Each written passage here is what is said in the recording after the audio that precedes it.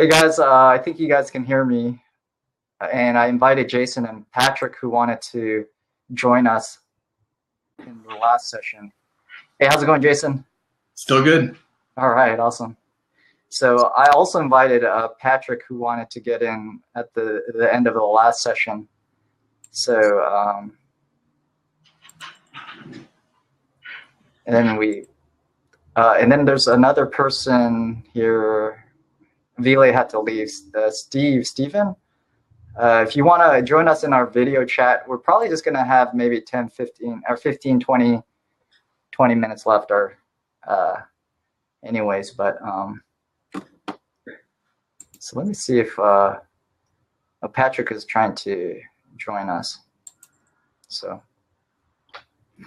but yeah. So I guess were there any other comments about vote buying, Jason?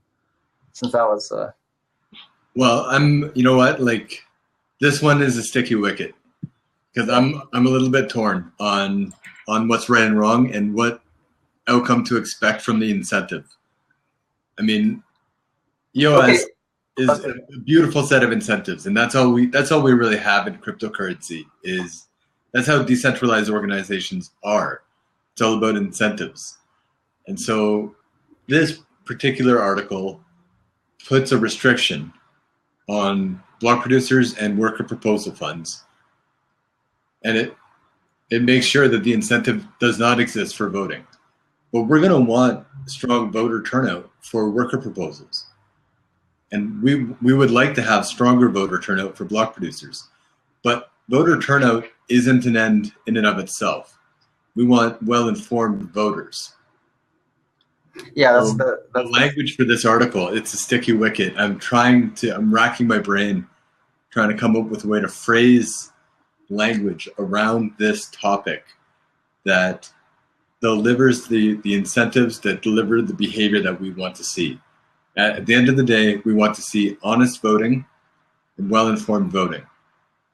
Yeah. And I think that one of the things that has us all concerned right now is that we don't see enough of that. Not very well-informed voting, not enough voting, and a couple of little infringements on gray areas about what might be vote buying and what might not be, or people just voting for themselves and not doing very much of anything else. Yeah. So and hey, Evan, if you want to join us on a video chat, we probably will. I invited Patrick. So Jason, yeah, those are good points. It is interesting to see what the incentives are gonna create, and this is, if it's vote buying, is that going to be more informed? I mean, if you're buying votes, you're more informed. It might just be just for self-interest and just but usually the ones that are vote buying are probably there's a market rate for votes, and so there's probably more intelligence behind those votes, I guess. When you actually are in the market to buy votes, it might be something that happens as well. Because you might buy for votes if you think something's like there might be other people that are buying to buy votes to vote counter to of course, to improve the system, right? So you could vote by and just and people might accept a lower amount from you if you're always your plans are just to improve the system. So the people might just give you a discount, right? It may not just be all about who's charging the most for their votes. Yeah. So for me, this one isn't an ethical one. The other ones are more ethical ones. For me, this one is about incentives. Okay. It's about teasing out the behaviors that are best for the system. Okay. Right. So I mean, like, there's this concept of voting proxies that is out there because, honestly, to do any kind of serious evaluation of all the block producer candidates would take a highly educated person months of cognitive effort. It's a lot of data to process. But voting proxies can provide that service. Truly, most people don't have time to investigate every block producer and make a well-informed decision on who to vote for. Yeah, I agree. I agree. So, but if we had voting, if we allowed some amount of vote buying, then now you have a business model that comes up for voting proxies, where one person can operate a business that stays well informed on block producers and stays well informed on worker proposals, and that becomes sort of a transparent pillar of trust for token holders for this voting proxy whose revenue model is based on vote buying. But they do the work. They do the work of diligence on voting for good proposals. Yeah. An element of trust, and I know that trust isn't a big thing in cryptocurrency, but I happen to think that trust does still exist in the real world. Yeah. I think trust. I think with this, and I agree. I think we minimize where we can, but there's always some level of trust somewhere, and that includes Bitcoin. There is, we trust the developers there, right? And the GitHub. Well, sure. We trust people to follow the incentives. Yeah. At the end of the day, with Bitcoin especially, because it started as such an anonymous thing, or pseudonymous, that all we need to trust are the incentives. Yep. So that's a good point. So I think it's good to think about these things that we're all kind of discussing about, like how it'll work out with this, and or if we allow kind of vote buying, because that's naturally going to happen if we remove this, right? People are going to go ahead and do vote buying, I think. So indirectly, at the very least. Yeah, they do. It's indirect, but it's still one of the ways that block producers compete and campaign. Yeah, and as you said, it's kind of indirectly done anyways, right? So so do you want to cover maybe just the last article? We'll cover 5, and I have a feeling this is it's going to take quite a while to go through all of these, but we could maybe just wrap up with maybe one last one. And I don't know who there's Evan, and there's someone else here. Patrick, I don't know. He was trying to accept. I don't know why it's not working, but he was trying to get on the video. So let me try to invite him again.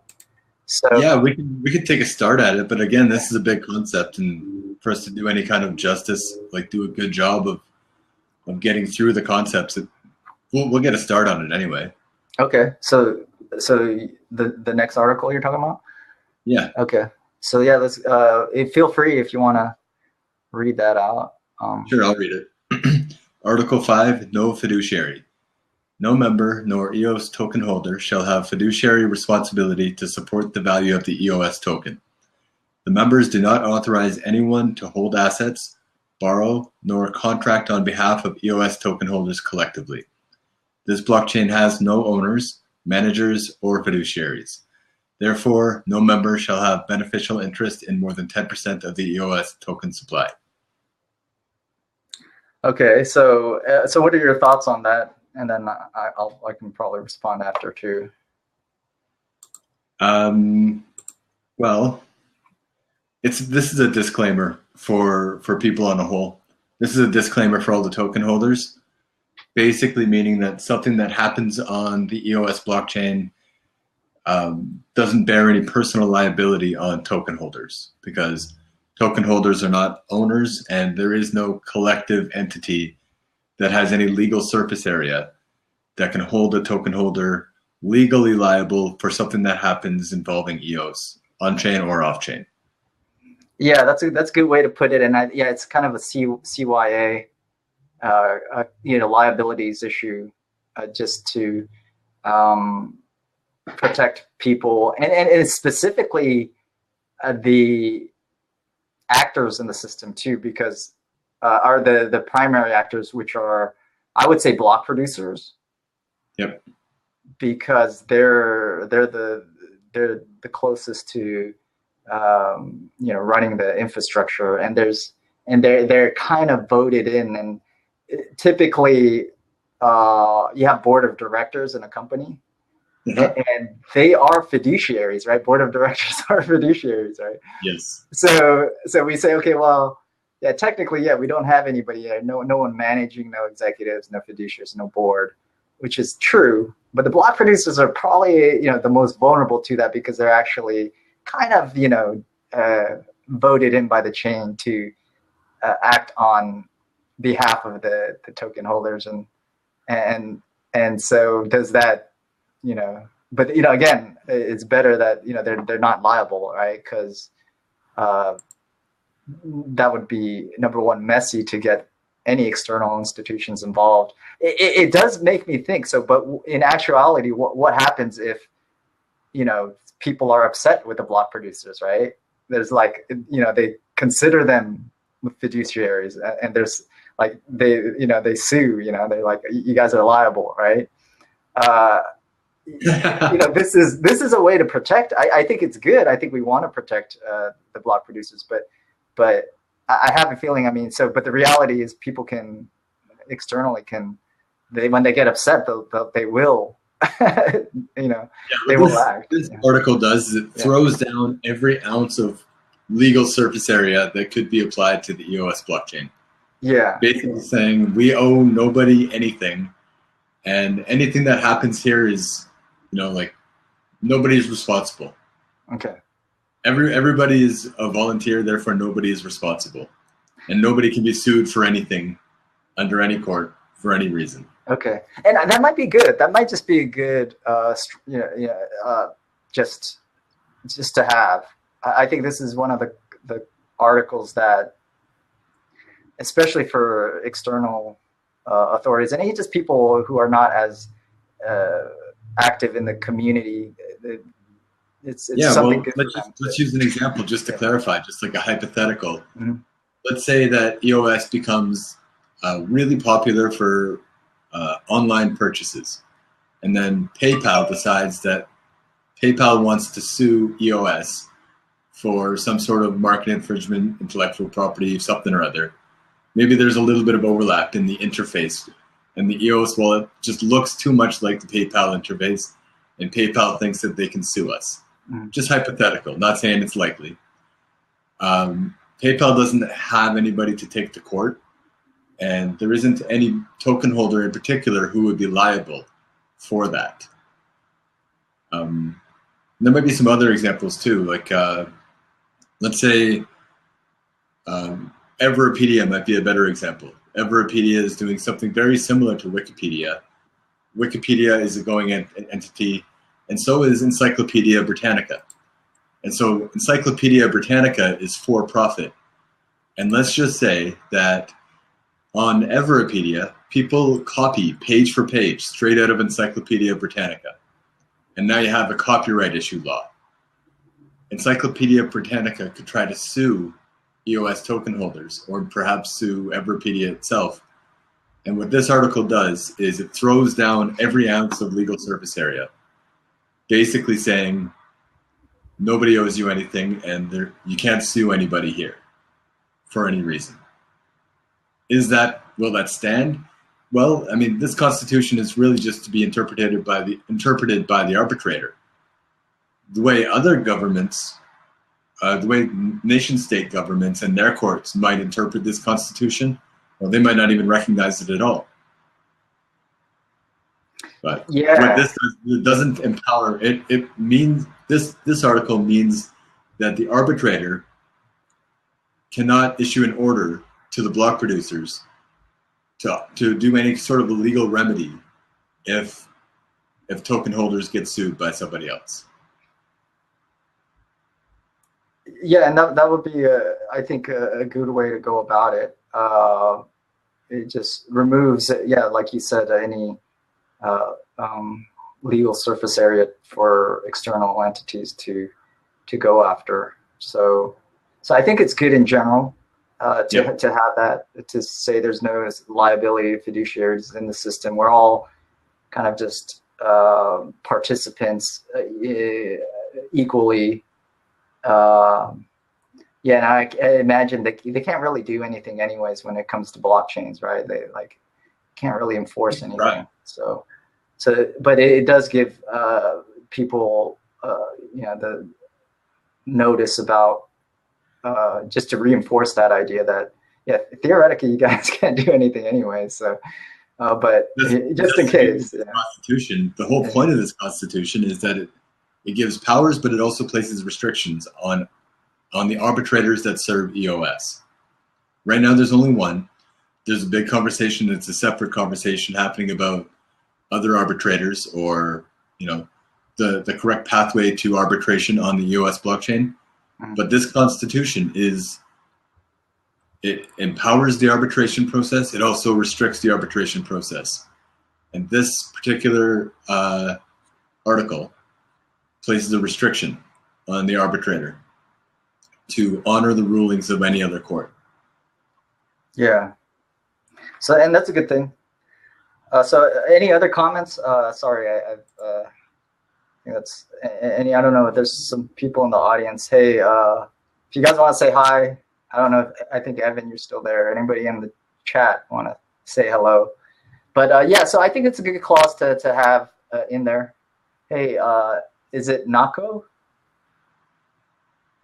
If you want to join us for a little bit on the video chat, let us know. Because we can fit up to 4 people in this video chat. We do have just me and Jason here. And Patrick, I'm still waiting for. So let us know, Nako, if you want to join us in a chat. We probably have maybe 10-15 minutes left. So, and then the 10%, is that necessary though? I think that was the last sentence there. It says, therefore, no member shall have beneficial interest in. Maybe the 10% is some threshold that I guess some legal systems use as indicative of fiduciary or owner. Maybe if you own more than 10%, that makes you fiduciary. Yeah. So like the majority owner. Yeah, I mean, yeah, it says 10%, right? So it says, yeah. So I never understood that sentence. I never understood why that's there. First of all, does that mean that if somebody happened to buy more than 10% of the token supply, that the arbitrator would have to reverse it? Does that mean that there's a rule against somebody buying that much? Yeah, see, that opens up those questions too. I mean, how do you even personally? I don't understand it. You can't identify ownership with an identity system, maybe, but there's so many ways around spreading ownership in different accounts that you'll never be able to. Of course, the civil attack vector, right? Like one person controls 10 accounts and each one has 2% of the supply. Yeah, exactly. One person in reality is controlling 20%, even though it appears as though. So I don't understand why that's there. Maybe I think you suggested a possibility that there's some pre-existing guideline that one person or one entity controlling 10% or more of anything sort of implies fiduciary duty. But I don't think that, even if that was true, I don't think that should matter.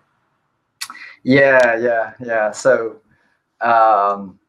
it's interesting. So and I'm probably in the I have the philosophy that if it's not necessary, I'll probably look up the 10% rule if there is any in corporate law, but we'll see. I mean, if it's arbitrary, that 10%, maybe it's just not necessary to have because it's not enforceable anyways, as we just discussed. So.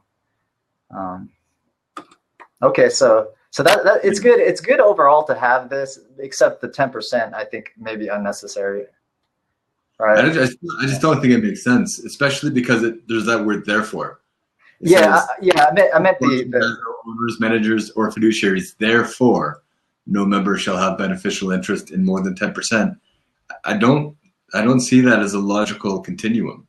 Unless there is some kind of legal. I guess theory behind 10% being somehow you know, indicates some kind of ownership or management, you know, or being a fiduciary. But I don't think so though. So maybe it is not logical to have the therefore. So ultimately, maybe the second sentence. I mean, the article itself, probably at least the first sentence seems okay, but the second sentence, especially about the 10%, might be unnecessary. It seems it's a really strong disclaimer. It protects token holders. It protects block producers. It protects everybody involved, and it's a good disclaimer for all of us to put in there. I mean, try to convince your government that nobody owns EOS, and I think they'll look at you cross-eyed. But it's in our constitution. We claim no one owns it, so that's our story, and we're sticking to it. Yeah. So of course, the blockchain has owners. Everybody is an owner according to their stake. True. Yeah. It's kind of contradictory. I mean, if you say that it has no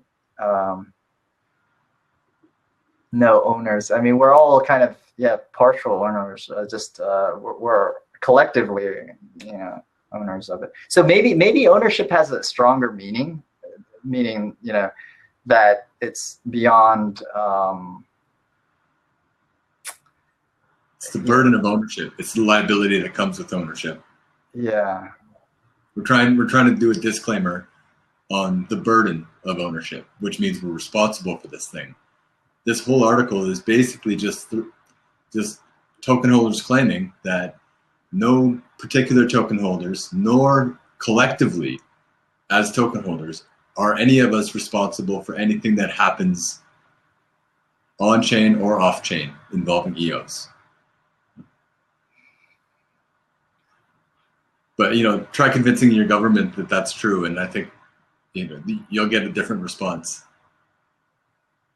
Yeah, this is interesting for sure. I think, especially because every other article in this constitution protects private property. We're talking about private property and our right regarding private property and the way in which decisions are made, the way in which this whole thing is governed. And we make decisions collectively in a plutocratic sense. And then this article sort of stands out like a sore thumb, basically discarding every other article saying, yeah, private property, governance, except that no one owns anything and no one manages anything. It is funny. Yeah, it is.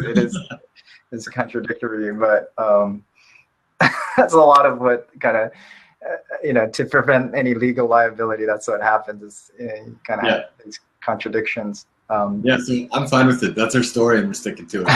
Yeah, I'm cool with it too. Yeah, and you know, it doesn't, I mean, think about like people trying to sue like the Ethereum blockchain or the EOS blockchain or Bitcoin, right? It's just, you know, it's not something that,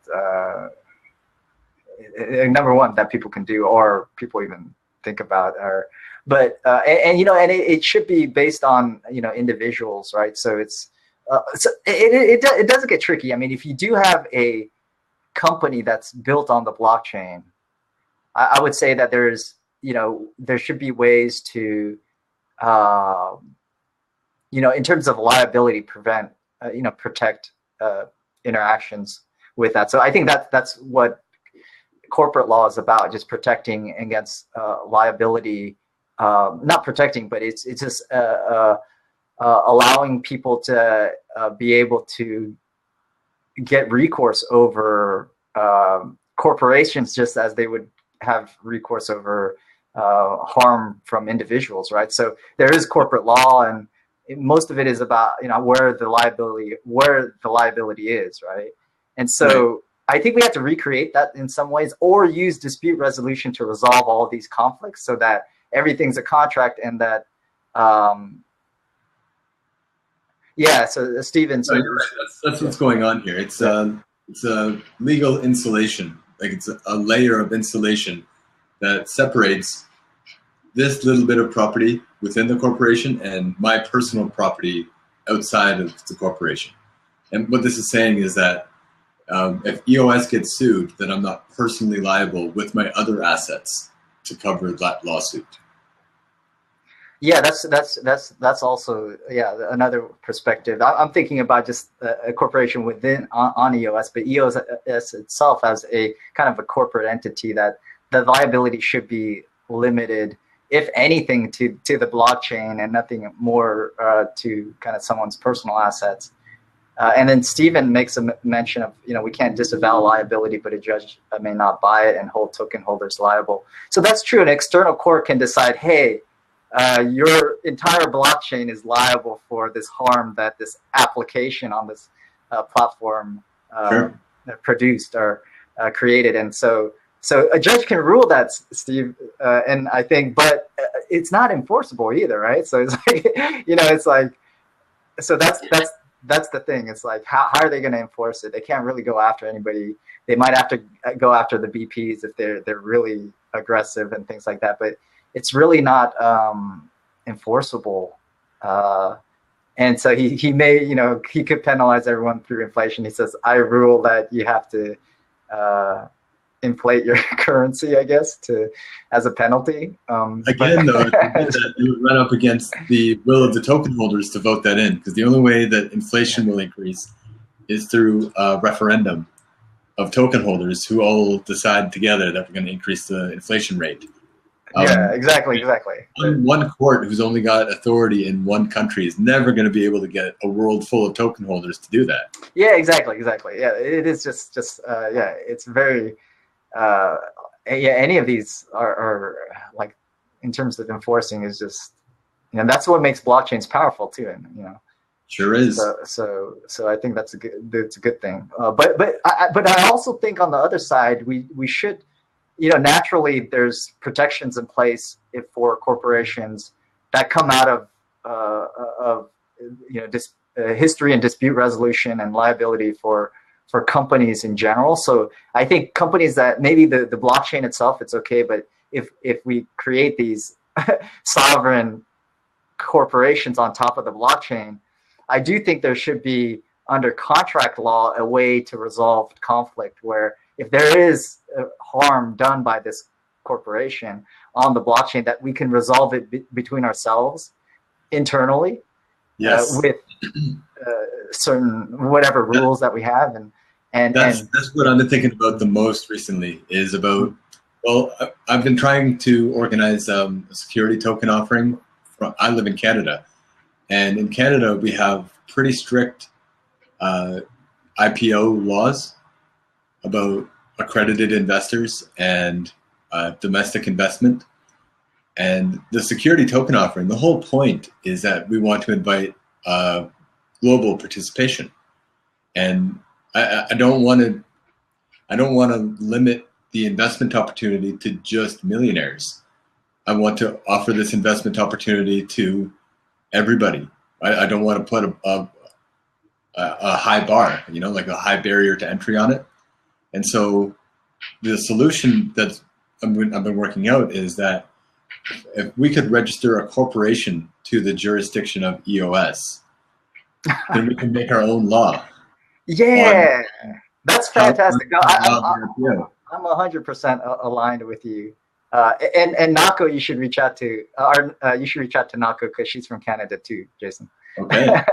So, yeah, and then accredited rules are even harsher, right? It's like, I don't know, in the US it's pretty bad. I mean, it's a pretty high threshold. You got to be a millionaire essentially.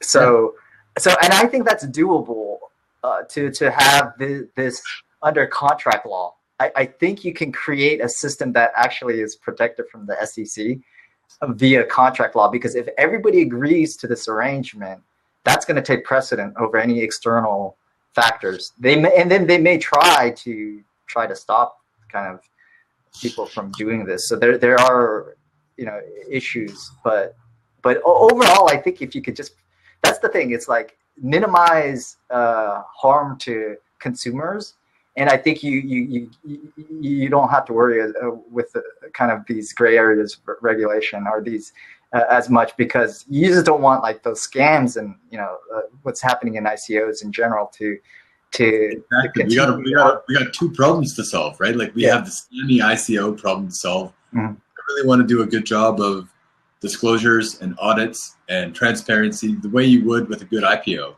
Yeah. And give people a good reason to be confident in the soundness of the investment, the soundness of the business. Mm-hmm. And developing a business and not needing to lie about it and call it a utility token. Mm-hmm. When it's just, I just want to call a spade and say, like, you invest in this business, you are now an equity shareholder of this business. And I don't want to dance around this stupid utility token stuff, which is just a nightmare.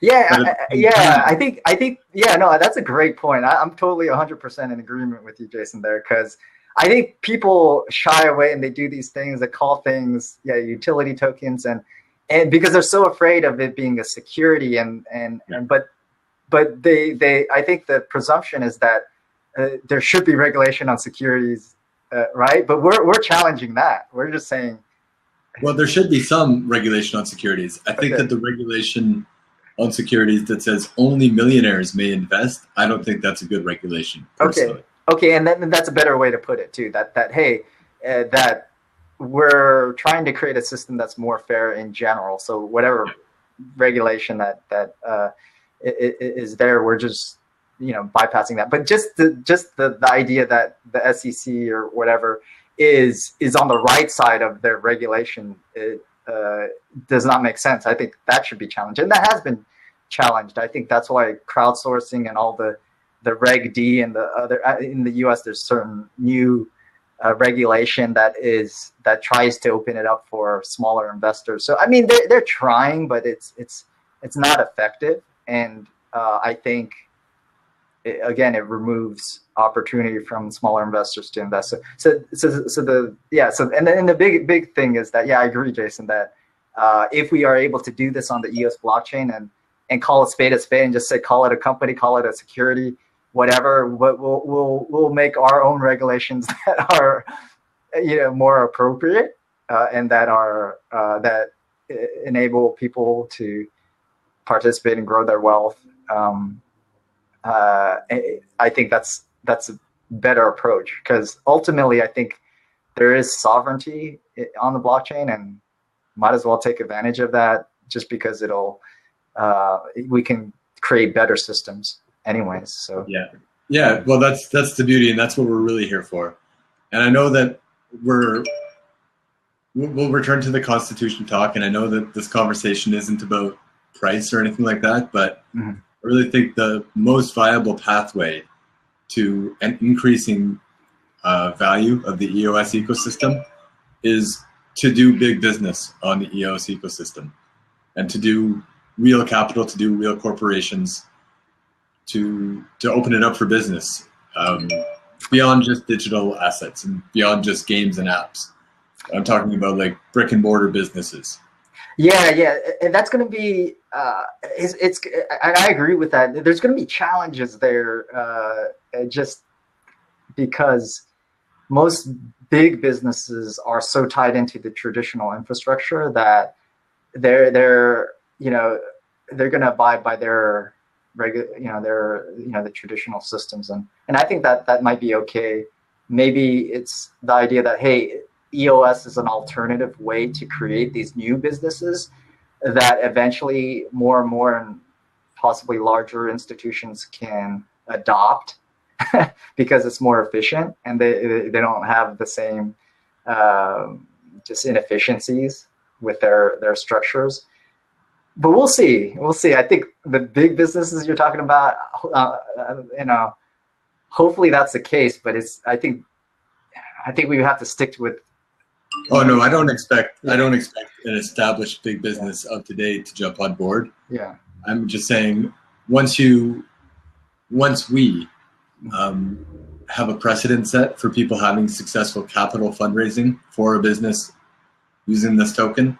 Yeah. And that the token can denote ownership of a business and, receive dividends or receive distributions for ownership of that business, then that'll raise a lot of eyebrows. And I think we'll see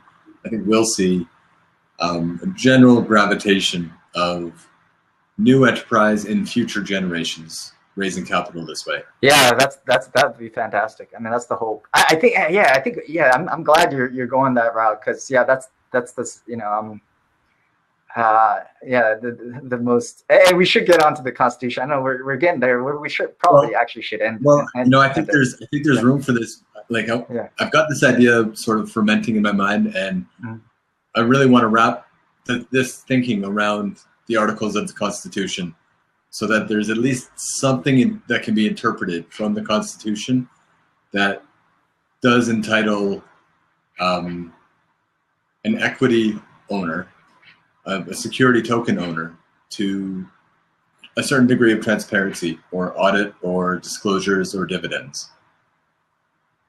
But that's just contract law. Maybe I'm being too complex about this, and we just rely on simple contract law for that. Yeah. I think we should look into it, but there's contract law. Yeah, definitely it's just under contract law. We should also look at corporate law too, to see how that might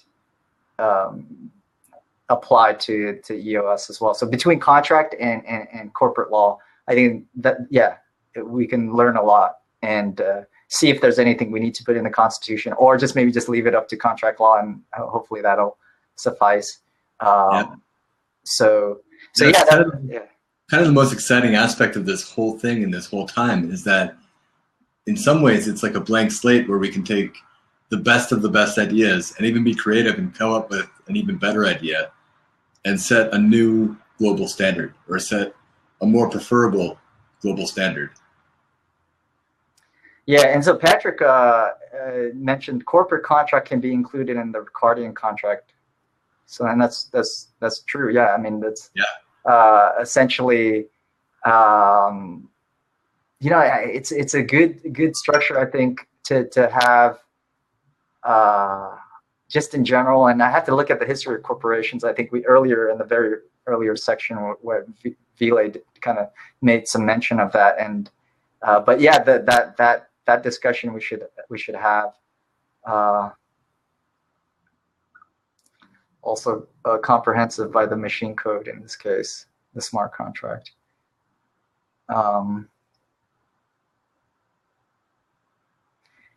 Yeah. So I guess it's there's advantages for being a smart contract as well. As Patrick, I'm trying to paraphrase.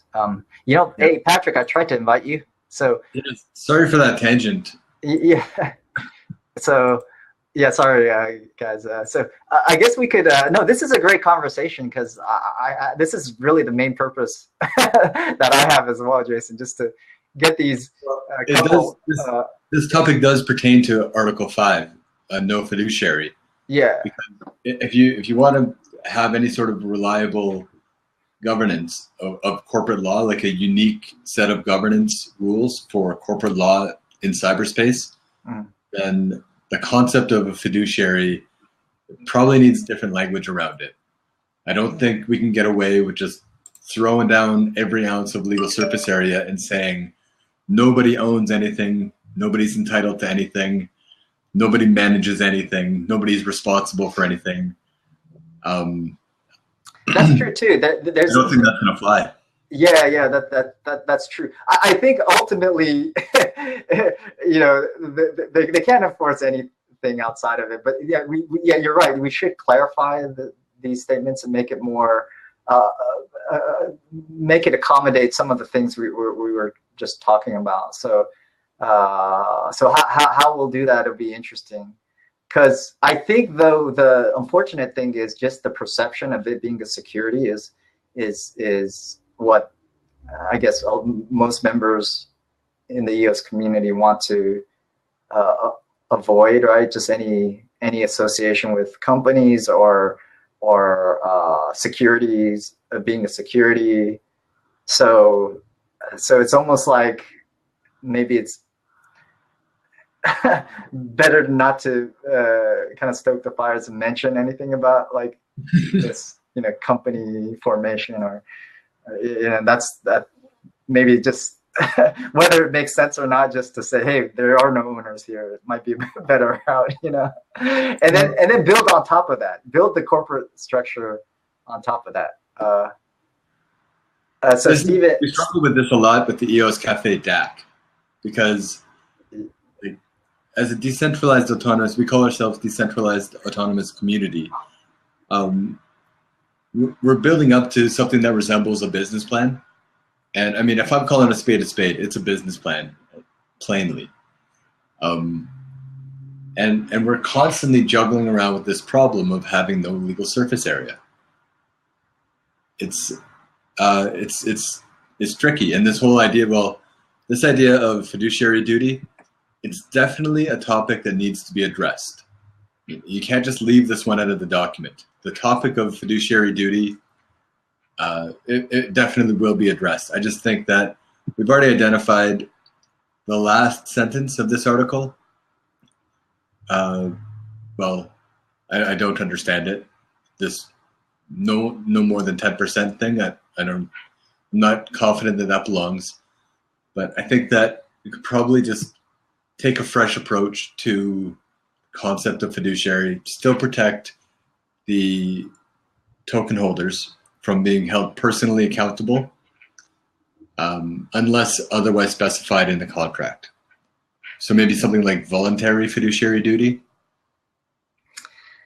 Yeah, and I understand where you're going with that. And then I think there might be another way where, if we were talking about the base layer, the blockchain side of things, maybe for your, like in, yours and my case, it could be a layer on top. So try not to try to kind of implicate ourselves.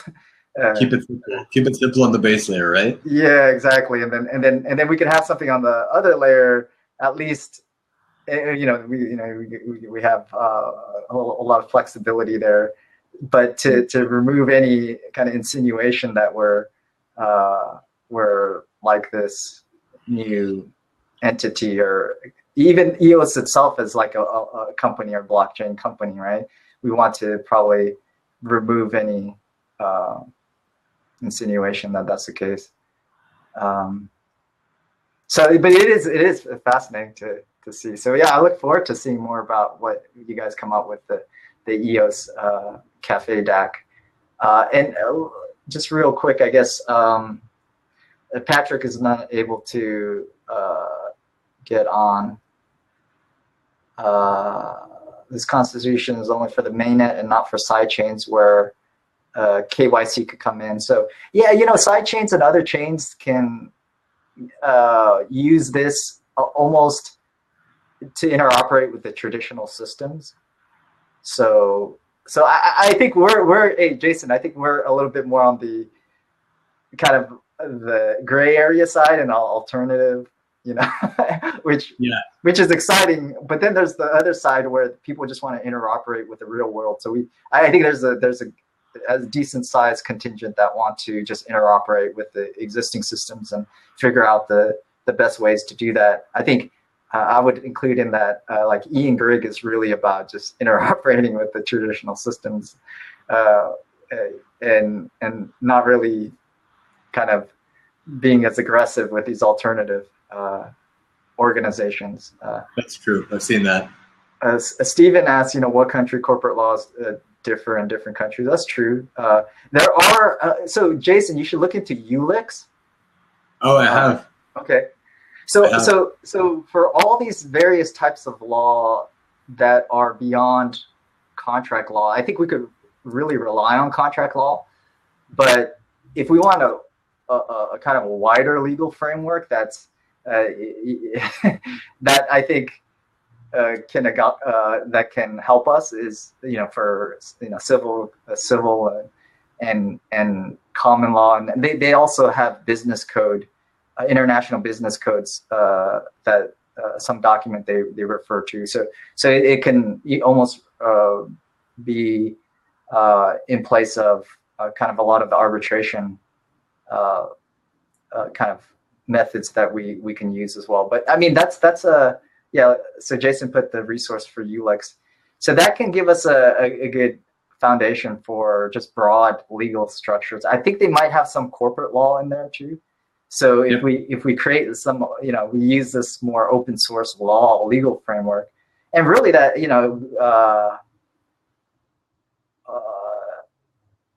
polycentric law.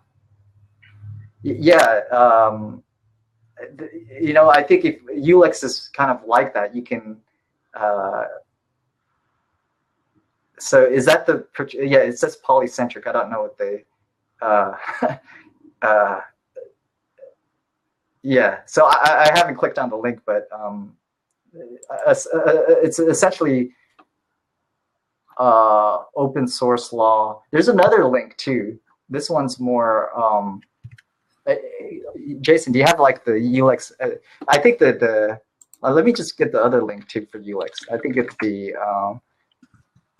they're doing an Indiegogo Kickstarter, so it gives more of a summary. Indiegogo. So I'll give that link too, because I think the link you gave is it's more a book on polycentric law, which is part of the philosophical foundation for ULEX. But the Indiegogo link that I have gives more of a summary of what ULEX is. So I just added that. So I think that's Jason. Are you still there? Yeah, I'm still here. Okay, so I think we covered a lot. I don't know if you. So this is this particular article, I think, is open to have language that will accommodate what we're talking about. Whether or not we should just reserve that to kind of the more of the DApp layer or whatever, and try to avoid that on the base layer is another consideration too. So we'll see.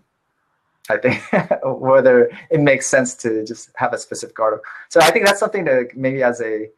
I'm fine leaving it as it is, because the way I see it, the purpose that it serves is it protects token holders.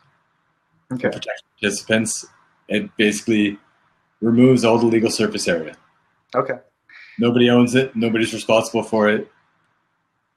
Whatever happens, and you can't take any pound of flesh out of anybody.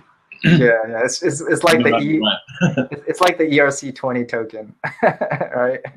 They did a good job of kind of limiting liability for the ICO or the token sale. So. Yeah. So I mean, if that's the purpose of this article, then that's probably about as good as it can get. Okay. Sounds good. So, do you want to? Let's just do one last one, just because let's try to make one some progress here with the Constitution again. I'd love to. Honestly, there's not much else that I really want to do, but I do have a thing to be at. Okay. And I'm already going to be late for it. Oh, gotcha. So I should sign out. That's fine. So we'll just end it then. I think we've gone through 5 articles. It's not bad.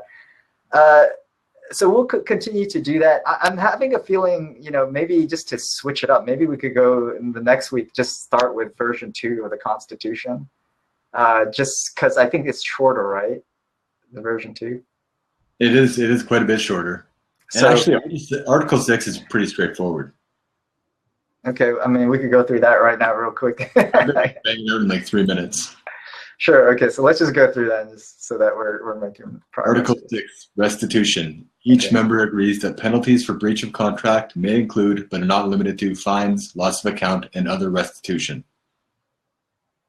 Basically, wide open interpretation for the arbitrator that if we can prove that there's been a breach of contract, which is the intention of Coda's law, and this is a Ricardian contract thing, fines, loss of account, and other restitution, which, it's wide open.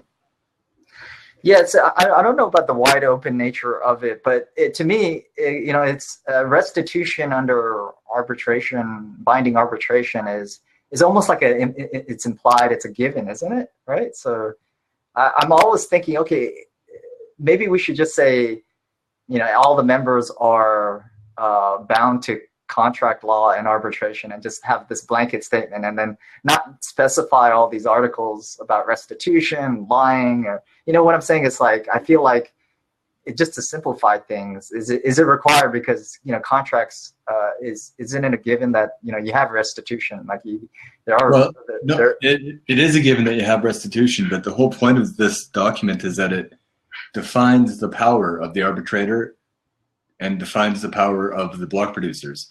So in some ways it gives power to the arbitrator, and in other ways it limits power for the arbitrator.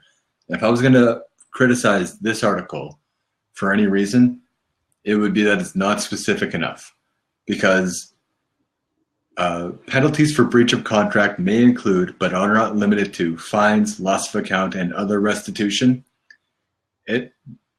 There are literally no restrictions on the definition of other restitution.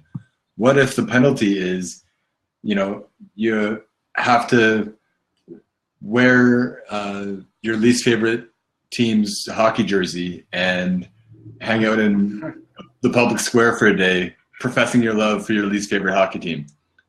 That's just, it's a stupid example. It's meant to be a stupid example. But what if the arbitrator decided that is how to serve justice?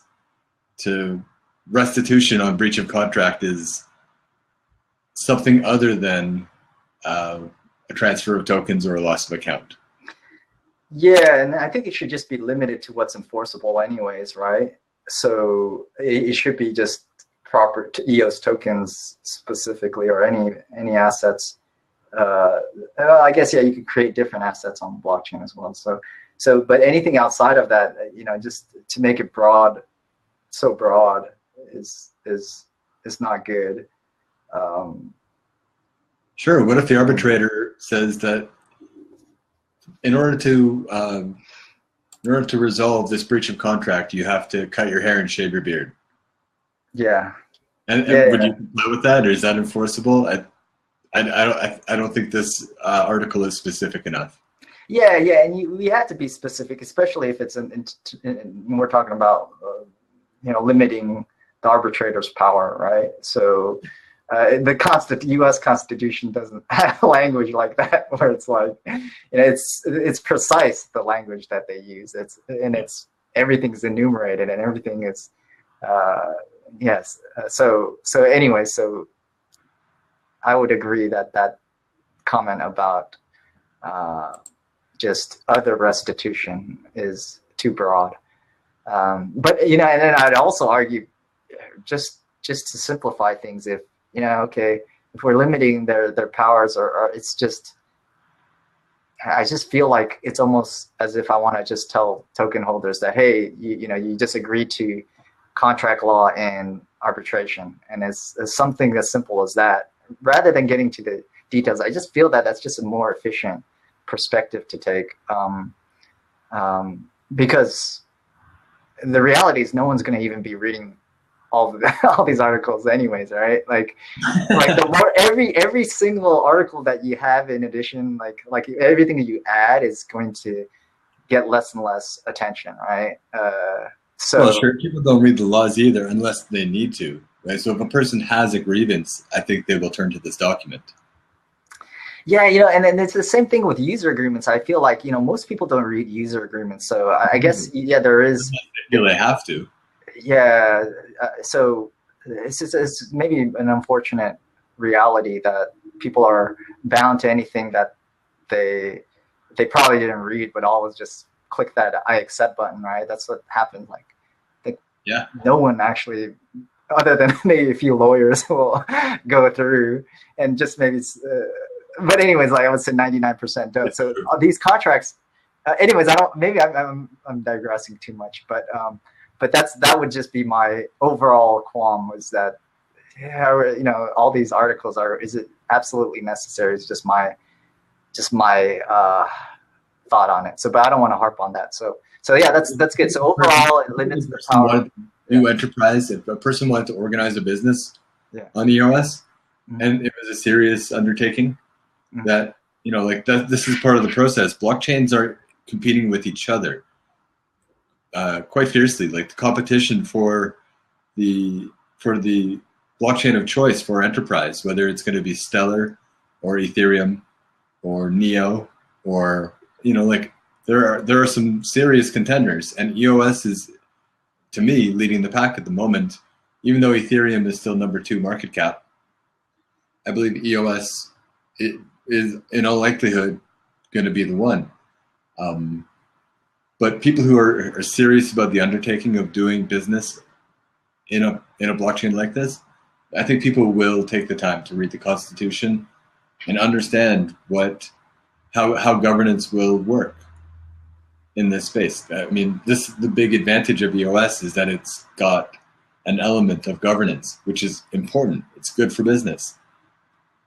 I do think, like, we're not talking about the average app download here. We're not talking about some kid downloading Snapchat or something like that. If we're talking about serious investments, then people will do their diligence.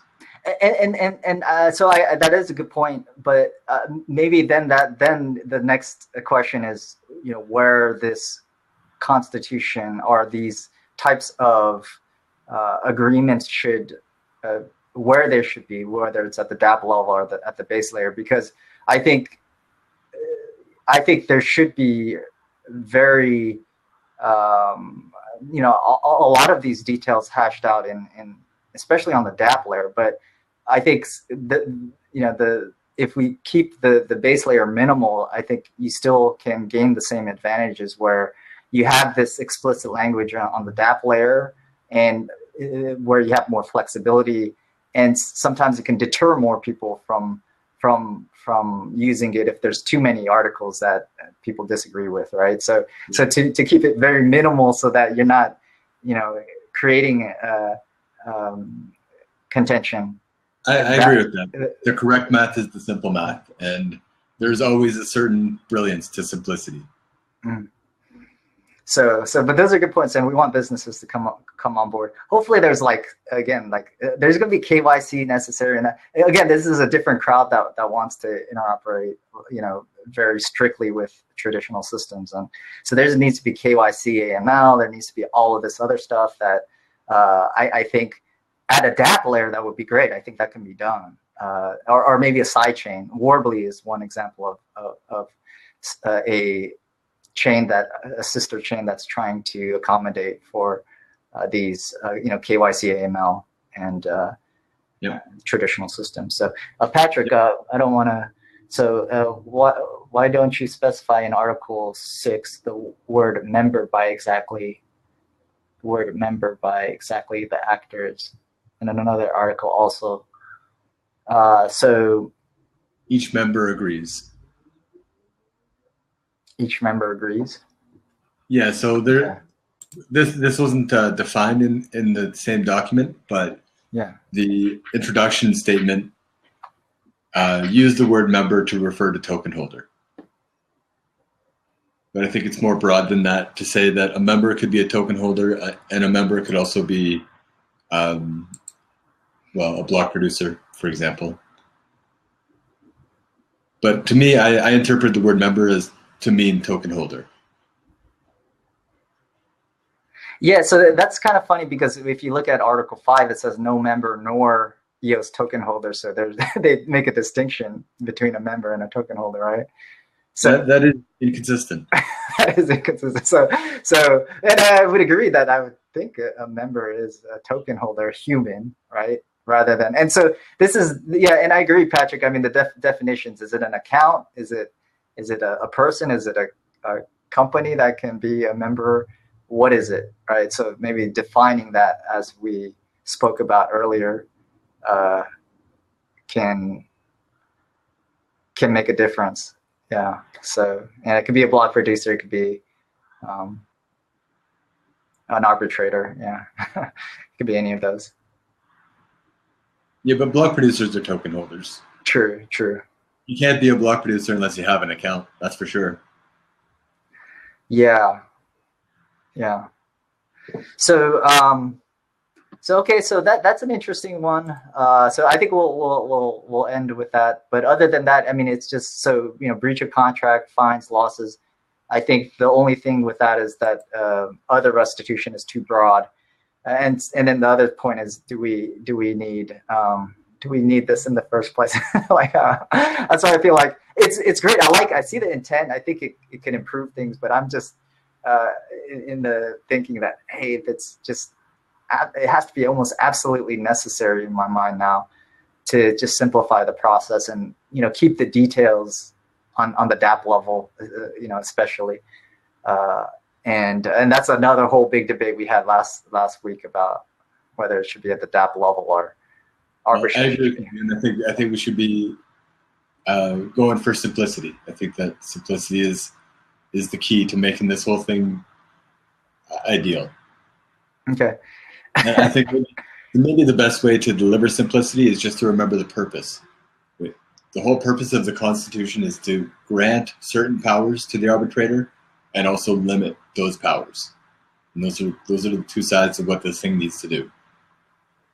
Yeah, yes, I like that. I like that. That will kind of really focus our attention on the purpose of the Constitution, and arbitrators, power to the arbitrators, and limiting that, you know, and then also we should maybe as a secondary activity, we should also see where block producers, if there's any limits or anything we have to do, maybe not, but so the focus on the arbitrators is a good way to think about it. So we should just start with that. So I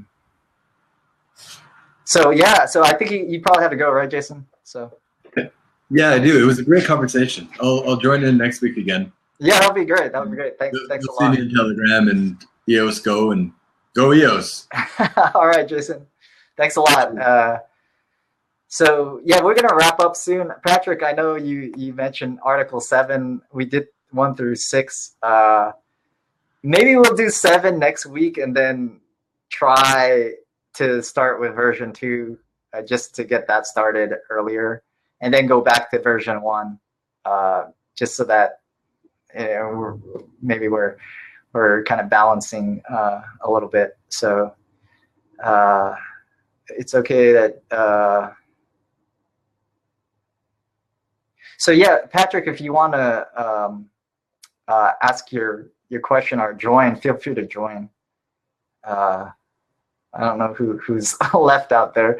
This is very long, so I have a feeling I'm trying to figure out what we're going to do with the recording too. I have a feeling, you know, this one we'll kind of put on YouTube or whatever, but this is so long that I think we should somehow get a summary together. Okay, so. But anyway, so yeah, so really appreciate you, Patrick, and Jason, who just left, and everybody else who participated.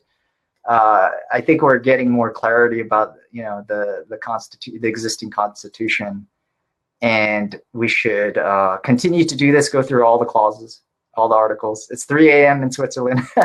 We'll try to start earlier. Sorry, Patrick, for keeping you up so late. Nako, yeah, we're trying to do this weekly, so hopefully you come back next week, and we'll try to start earlier though. That was the plan, but Vile actually is also in Europe, but had a very late days or many activities through the day and night, so he wanted it actually at this time. So yeah, Nako. Yeah, we'll try to keep this consistent and do this weekly. So yeah, thanks, Patrick. Thanks, Nako. And we'll see you guys next week, hopefully. And bye. Oh, you're ambassador for the EOS Nation. It's awesome. There's so many EOS Nation members, which is great, and active members too. So yeah, so really appreciate you guys' activities. So all right, sounds good. Where are you from, Patrick? I know Nako's from Canada.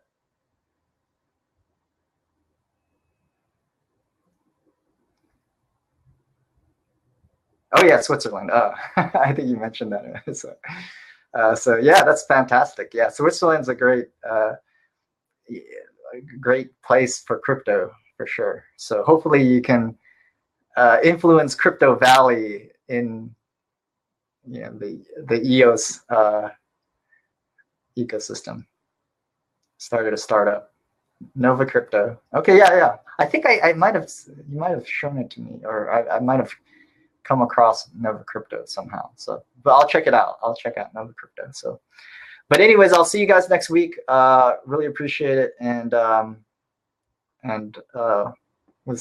yeah, have a great day wherever you guys are. Great night. Good night. Bye bye.